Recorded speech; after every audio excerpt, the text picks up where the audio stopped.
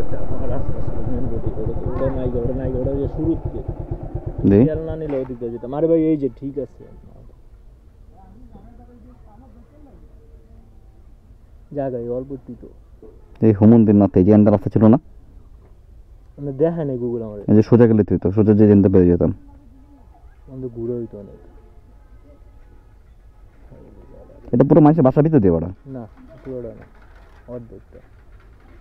এটা ছিল main road. In 500 meters, turn right. এটা ছিল মেন রোড। আচ্ছা এন্দা যাবো ওন্দা মনে পেরানি, চল ঢুকছি যেহেতু যেতে থাকি।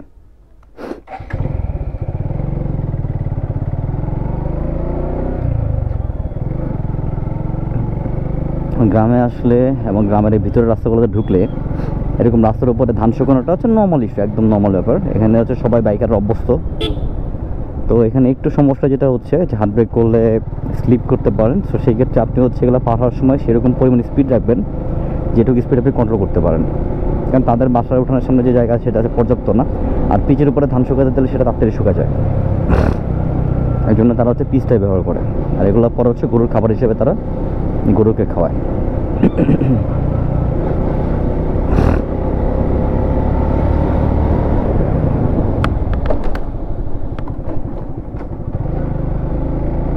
রাস্তা আসতে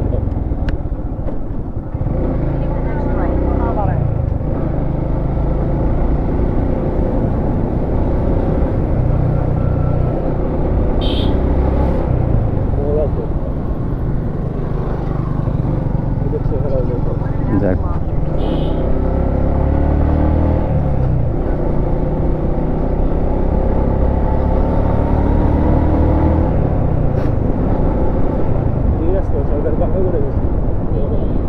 না, ভিতরের রাস্তাটা সুন্দর। আর বিকাল টাইম হওয়াতে হচ্ছে রাস্তার উপরে যে খেলাগুলো ছিল সবগুলো মোটামুটি তুলে ফেলছে।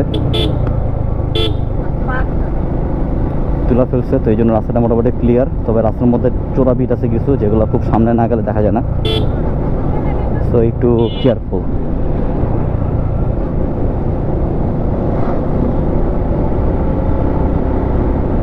এই রাস্তাটা খুবই সুন্দর, খুবই সুন্দর। আসলে এইসব জায়গায় আসলে ভাষা হারাই ফেলে যে কী বলবো, কারণ আল্লাহ তাআলা সৃষ্টি অনেক সুন্দর। আর এই ডিস্ট্রিক্টটা হচ্ছে মাশাআল্লাহ অনেক অনেক বেশি জোস। তার মধ্যে হচ্ছে কি সুন্দর পাকা রাস্তা। আর আমাদের ঢাকা শহরের অবস্থা খুবই জঘন্য। অবশেষে বাঁশবাগান পাইলাম।